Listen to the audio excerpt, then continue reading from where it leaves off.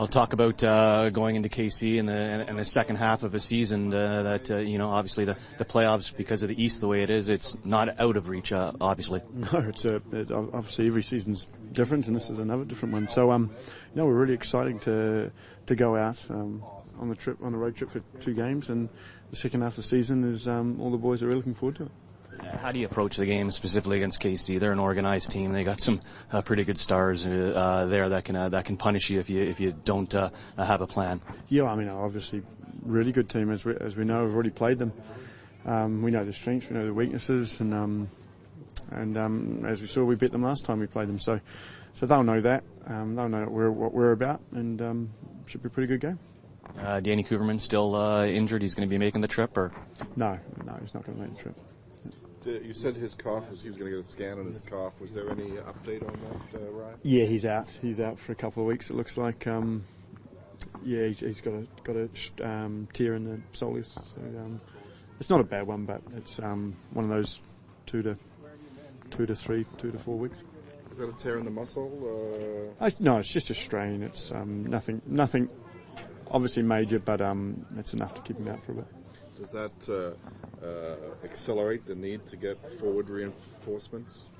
I don't think it accelerates it further because it's already in pretty much 5th gear.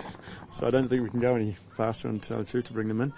But obviously it accentuates the problem, the issue a bit more, yeah.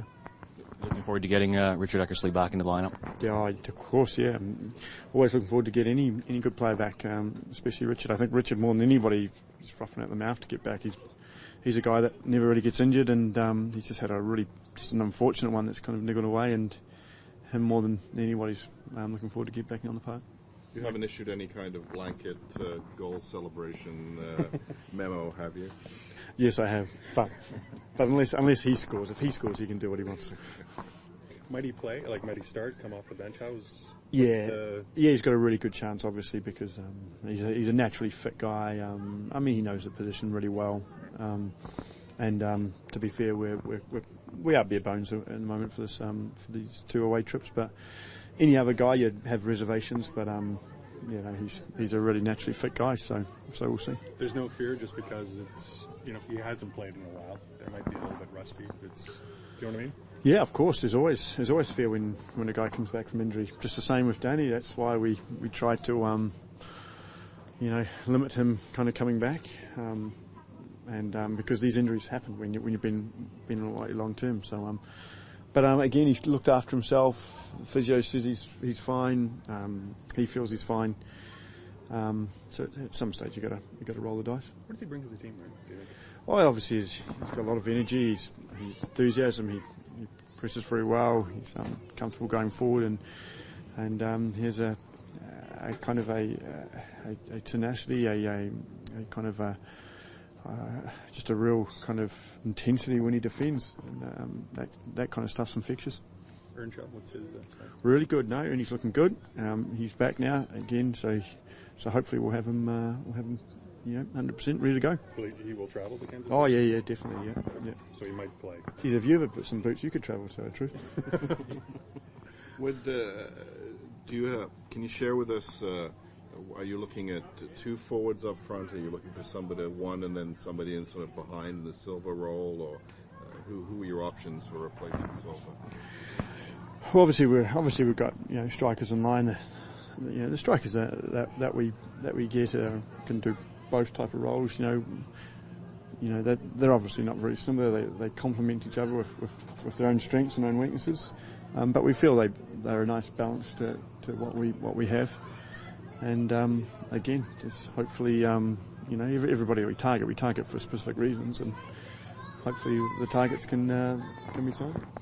Ryan, like Stephen Caldwell and Robert Earnshaw, Jeremy Brockie seems to fit in really well. He's another guy who was here for a short-term stay.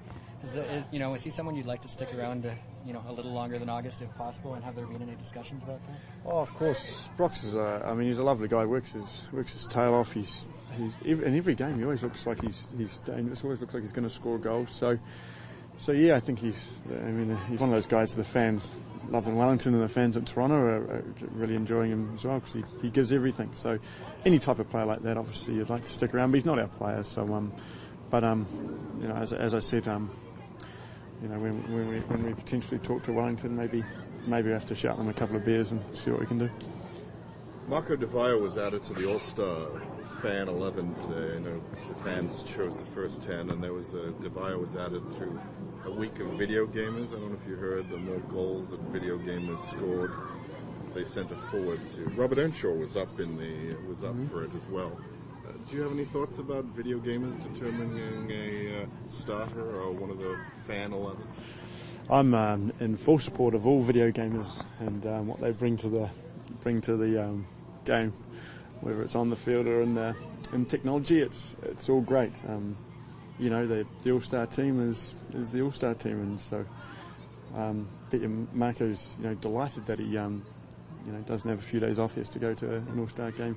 So it's fantastic, and some very good players playing those video games. So. Other than Cooves, any injury problems? Not at the moment, I don't think so. So I'll just hold my breath when I walk in there and talk to the medical team. But at the moment, we're looking all right. So yeah, I think everybody's good. Just everybody's fit and ready, and looking forward to the games. How did you pick up the injury, Brian? Cooves, yeah. I was just at training, on Monday or Tuesday, and I just really felt bad for Danny because he's coming back, and there's nothing more frustrating. But we love the guy. We'll be patient, and when he comes back, we'll have him back ready. So you think it'll be a few weeks? Yeah. A few weeks. Did you ever see the video game version of Ryan Nelsen? Oh, he would have been awful. He would have been an awful player. I would have. Let's just say, I don't think I would have been in the 11th one picked on an All-Star. Ryan, he's had a good run of games now, and fans have had a chance to see him. How would you classify his progress since he arrived here? Well, I think he's done extremely well. He's still a really young man, and we wanted to kind of ease him in, but his performances have been so good that he's kind of taken upon himself now. He's got a lot of energy, and you see how he plays. It's what I think a Toronto fans love. He puts everything into it. It's what we love, and the great thing about him is he's only going to get better. He's still a young man. He's still learning the game. We've got things to work on with him and all that, and we are working on with him. But it's exciting that he's going to be around for several years. We've seen the value of having an experienced defender like Steven on the back line. What's the value of having a particular midfielder like Matthias in that defensive midfielder position?